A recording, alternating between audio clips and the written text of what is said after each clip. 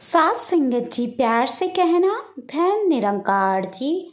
सात संगत जी, जीवन में कितनी भी बेईमानी क्यों न कर लें, लेकिन आखिरी समय में हमारे साथ हमारे कर्मों की दौलत ही साथ जाते हैं। ये साखी सुनने के बाद आपको एहसास हो जाएगा कि हमारे किए हुए कर्म ही हमारे साथ जाएंगे, बाकी सब यहीं धरती पर धरा रह जाएगा। तो आइए आज की साखी सुने। सात संगत जी, एक राजा था जिसने अपने राज्य में क्रूरता से बहुत सी दौलत इकट्ठा करके उन दौलतों को एक तरह से शाही खजाना बनाकर आबादी से बाहर एक सुनसान जंगल में बनाए हुए तहखाने में सारे खजाने को खुफिया तौर पर छुपा दिया। खजाने की सिर्फ दो चाबियां थी, एक चाबी राजा के पास और एक उसके एक खास मंत्री के पास। इन दोनों के अलावा किसी को भी उस खुफिया खजाने का राज मालूम नहीं था। एक रोज किसी को बताए बगैर राजा अकेले अपने खजाने को देखने निकल गया। तहखाने का दरवाजा खोलकर अंदर दाखिल हो गया और अपने खजाने को देख देख कर खुश हो रहा था। उस खजाने की चमक से उसे सुकून मिल रहा था।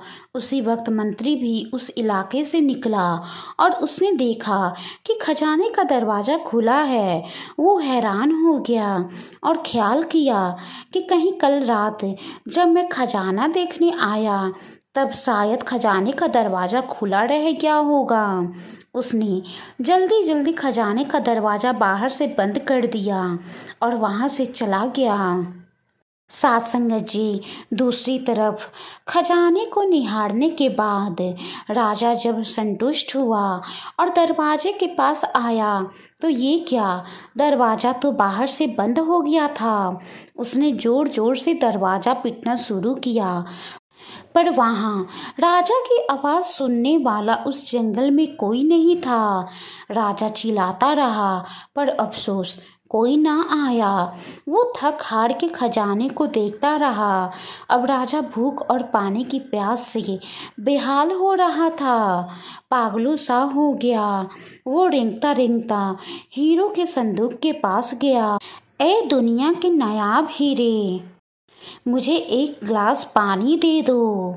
फिर मोती सोने चांदी के पास गया और बोला, ए मोती चांदी सोने के खजाने, मुझे एक वक्त का खाना दे दो।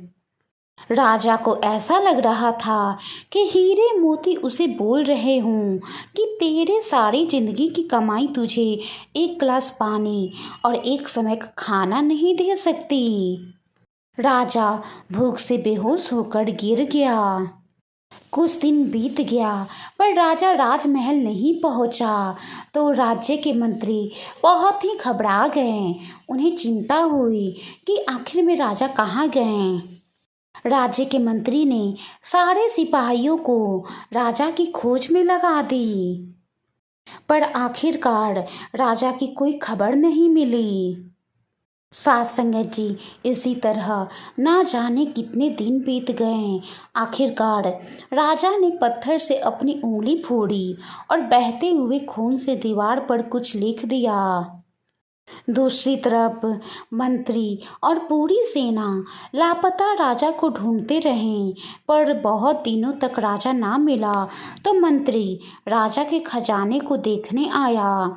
उसने देखा कि राजा हीरे जवाहरात के बिस्तर पर मरा पड़ा है और उसकी लाश को कीड़े मकोड़े खा रहे थे। राजा ने दीवार पर खून से लिखा हुआ था, ये सारी दौलत एक घूंट पानी और एक निवाला नहीं दे सकी। ये सारी दौलत बेकार है जो मुझे जीवन दान न दे सकी।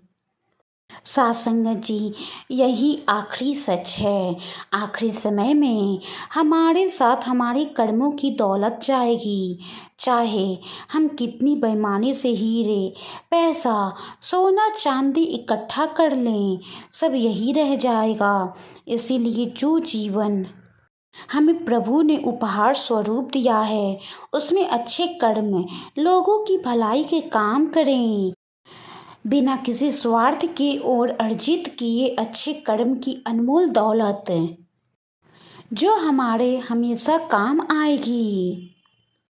वाणी में कोई गलती हो गई हो तो बख्श लेना जी। प्यार से कहना, धन्य निरंकार जी।